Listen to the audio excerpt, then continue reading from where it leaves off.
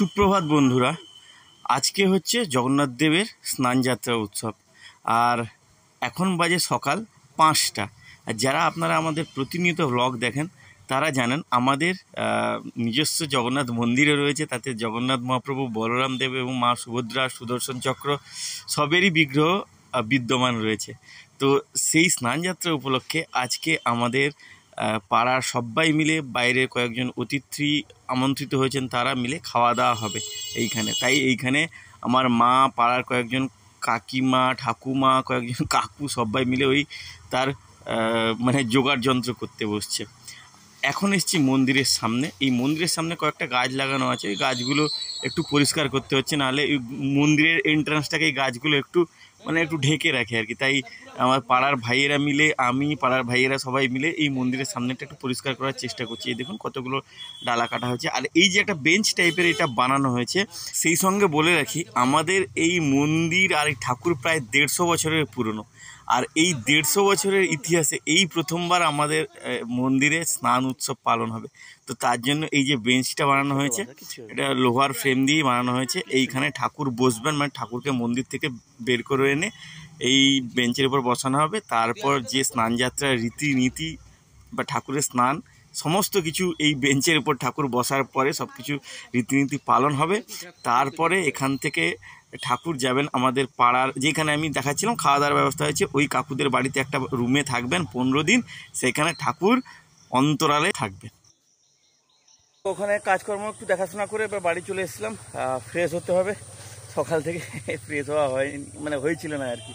তো চলে এসেছি। আর আমার চলে আসার পরই আমাদের ঘরে যে মহারাজা, উনি ঘুম থেকে উঠে পড়েছেন। এবার উনি যাবেন আমার সাথে। হ্যাঁ, এখান থেকে যাবো আর কি।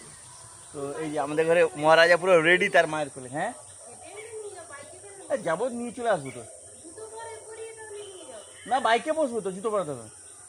তো এই যে আমাদের ঘরে মহারাজা আসছেন, দেখুন এই ছুটে উঠে পৌঁছে গেছেন, ছুটে উঠে। বাবা চলে আসো, তুমি বাইকে বসবে। হ্যাঁ, সে চলে এসছে। বাইকে বসে দেখুন গাড়িতে উঠেও পড়ছে একা একা। ও পুরো একদম, দেখুন পাও তুলে দিচ্ছে। দাঁড়াও, আমি দাঁড়াও, তোমার কোলে নিই, দাঁড়াও। ও বাবা গো, বাবা গো, বাবা গো। না পড়বে না, পড়ে বলছি, কি বলছি শুনলেন তো, পড়ে। তো পাপাকে ঘুরিয়ে আনি এখান থেকে। আর তার ঠাকুমা ওখানে তো আছে, দেখলেন তো। এখনও সেই আনাজপত্র কাটাকাটি চলছে। ব্রাহ্মণ ঠাকুরও এসছে। তো দেখি সেখানে গিয়ে কত দূর কাজের কি পরিস্থিতি আর কি। বাবা সবাইকে হাই করে দাও, হাই করে দাও। এখানে পৌঁছেই আমি কাজে লেগে পড়েছি। এই যে এখানে সমস্ত রকম মশলাপাতি আছে, এখানে জিরে গুঁড়ো করেছি, এখানে গরম মশলা আছে, তলায় আরও ওই এলাচ আছে, তারপর অনেক রকমের বাদাম আছে। তো ওগুলোকে সব মিক্সিতে গুঁড়ো করতে হচ্ছে। আর এই ব্রাহ্মণ ঠাকুর তো রান্না অলরেডি শুরুই করে দিয়েছে। প্রতিদিনের নিয়ম মতো আমি তো বাজার যাই। সেই বাজার থেকে ফিরে যখন এসে দেখি ঠাকুরকে মন্দির থেকে বের করে এনে ওই বেঞ্চের উপর ঠাকুরকে বসানো হয়েছে এবং রীতিমতো পুজোও শুরু হয়ে গেছে। আর দেখছেন এই যে ঘটগুলো, ওই ঘট দিয়েই ঠাকুরের স্নান হবে। আর বলে রাখি, 108খানা ঘটের জল লাগে, অথবা 28খানা অথবা 8খানা। তো আমাদের আপাতত এই বছর যেহেতু শুরু হচ্ছে, তো এই 8খানা ঘট, এখানে 10খানার মতো আছে, কিন্তু এই 8খানা ঘট দিয়েই ঠাকুরের স্নানের ব্যবস্থা হয়েছে আর কি। আর দেখুন সামনে একটা আয়না রাখা আছে, এই যে আয়নাটা, এটা হচ্ছে দর্পণ। তো আমাদের নিয়ম অনুযায়ী, যেটা ব্রাহ্মণ ঠাকুর আমাদের বলেছেন, আমাদের যে ঠাকুরের স্নান জলটা ঠাকুরের গায়ে ডিরেক্ট দেওয়া হবে না। এই যে দর্পণ সামনে আছে, ওই দর্পণেই জল দিয়ে দিয়ে স্নান করবেন। আর এই যে দেখছেন, এই যে জল হচ্ছে, এই জলটা হয়েছে ঠাকুরের স্নান জল। এই জলে বিভিন্ন ধরনের সুগন্ধি, কর্পূর, ঘি এইসব মেশানো হয়েছে, এবং এই জলটাই ওই দর্পণের উপর ঢেলেই এই যে ঠাকুরের স্নান যাত্রার যে রীতিনীতি, সেইটাই আমাদের পালন হবে। আমাদের যারা এই জগন্নাথ পুজো তো আর সবাই জানেন না, যারা জানেন তাদের কাছ থেকে এই মতামত নিয়ে এই রীতি আমাদের পালন হবে। আর আজকে সকাল থেকে বৃষ্টিও হয়েছে, আর স্নানযাত্রা তো বৃষ্টি হবেই। ঠাকুরের স্নান পর্ব শুরু হয়ে গেছে। এই দেখুন ব্রাহ্মণ ঠাকুর ওই ছোট্ট একটা ওই কলসে স্নান জল নিয়েছেন এবং তাকে মন্ত্রপুত করছেন। এবার এই মন্ত্রপুত জল কিছুটা ঠাকুরের গায়ে, এমনি এই যে দেখুন ওই কি বলে কুশ নিয়ে ঠাকুরের গায়ে ছড়িয়ে দেওয়া হলো। এবার সেই জল এই দর্পণের উপর ঢালা হলো। এবার দর্পণটাকে এমন একটা কোণে রাখা হয়েছে, যেখানে ওই ঠাকুরের মানে কি বলে প্রতিলিপি পড়ছে। এবার এই জলটা ওই ঠাকুরের প্রতিলিপির উপরেই দেওয়া হচ্ছে, যেমনটা দুর্গাপুজোয় হয় শুনেছি, আমি যদিও দেখিনি, শুনেছি দুর্গাপুজোতেও নাকি ঠাকুরের স্নান এইরকমই হয়।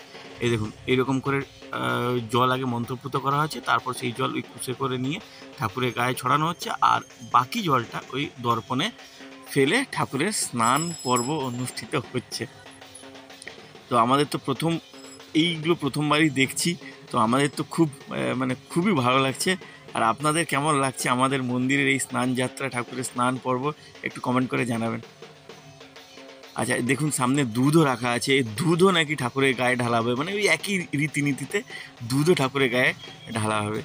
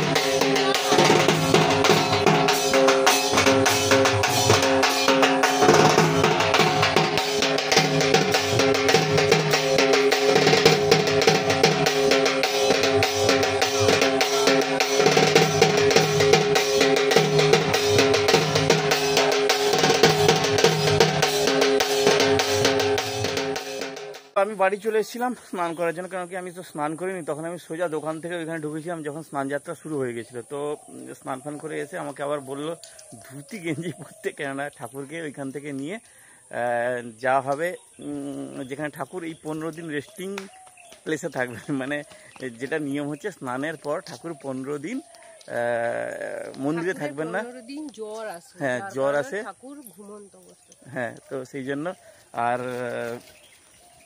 ঠাকুরকে নিয়ে গিয়ে যেতে হবে যেখানে ঠাকুর থাকবেন, মানে এই 15 দিন। আবার নেত্র উৎসব যেদিন থাকবে, মানে যেদিন হবে, মানে নেত্র উৎসব মানে রথের আগের দিন, ওই দিন ঠাকুরকে আবার চক্ষু দান করে আবার পুজো আরম্ভ হবে। আর পরের দিন তো রথ ঠাকুর তার পরের দিন ঘুরবে। আর সেই জন্য আমি বাড়ি এসেছিলাম, আর রুমি বললো যে যাবে, আর মা পাপাকে নিয়ে চলে গেছে, তো ওরা সেখানে আছে, আর আমি আর রুমি বেরিয়েছি এখন। স্নানের পর ঠাকুরের দেখুন বস্ত্র পরিবর্তন হয়েছে, আর ঠাকুরের এখন অন্য যে ভোগ হয়, ভোগ নিবেদন চলছে। ঠাকুর স্নানের পর খাওয়া দাওয়া করবেন, মানে ভোগ নিবেদন হবে, তারপরে ঠাকুর যাবেন অন্তরালে, মানে ওই 15 দিন মন্দিরে থাকবেন না। এই ঠাকুরের 3 মূর্তি, মানে জগন্নাথ দেব, বলরাম দেব এবং তাদের বোন সুভদ্রা, 3 জনই যাবে অন্তরালে।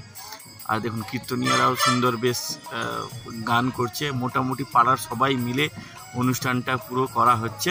আর আমার মা আছে, আর পাপাও এখানে ছিল, কোথায় গেলো দেখতে পাচ্ছি না। তো যাই হোক, আর যেটা বলছিলাম, ঠাকুরের 3 মূর্তি, মানে বলরাম দেব, জগন্নাথ দেব এবং মা সুভদ্রা, 3 জনই অন্তরালে চলে যাবেন।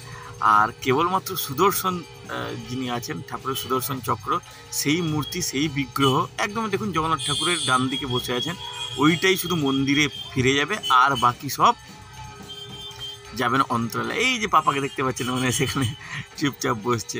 আর ঠাকুরের এখন আরতি চলছে, এই আরতি শেষ হলে আমরা ঠাকুরকে নিয়ে যাব অন্যত্র, যেখানে ঠাকুরের মানে অন্তরালে থাকার ব্যবস্থা করা হয়েছে।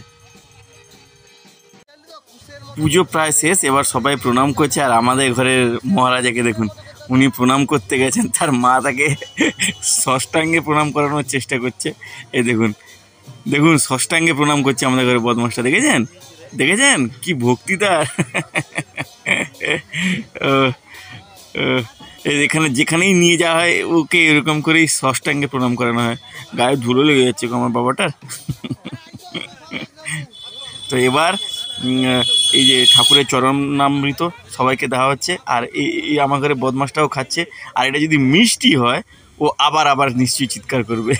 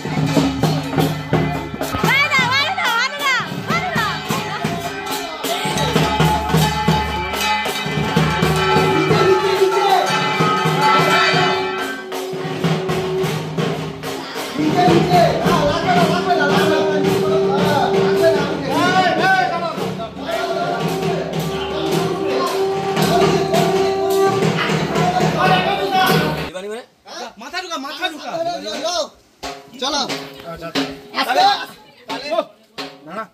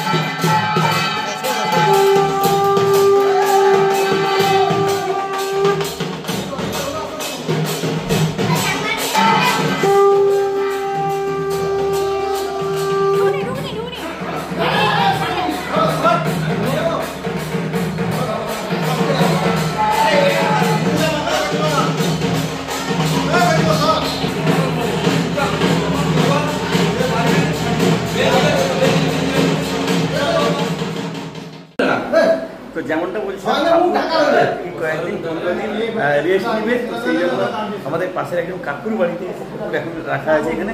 আর ঠাকুর যেহেতু ঠাকুরের জ্বর আসবে, তো সেই জন্য ঠাকুরকে গায়ে বস্ত্র দিয়ে দেওয়া হচ্ছে, এই যে পুরো ঢাকি দেওয়া হয়েছে।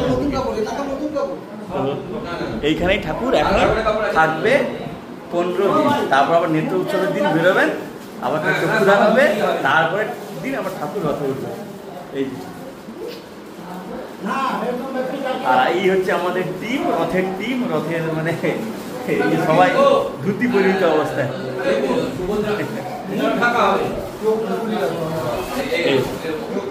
এই যে জ্বর হলে যেরকম সবাই গায়ে চাদর পাদর মুড়ি দিয়ে থাকে, ঠিক সেরকম, শুধু চোখটা খোলা আছে। এই যে কি সুন্দর লাগছে দেখুন। আর এই ঘরটা পুরো 15 দিন বন্ধ থাকে, কোনো কিছু মানে কি বলে ঘর যাও খোলা হবে না, আর লাইট ফাইটও যাতে না আসে সেই ব্যবস্থাটা করা হচ্ছে।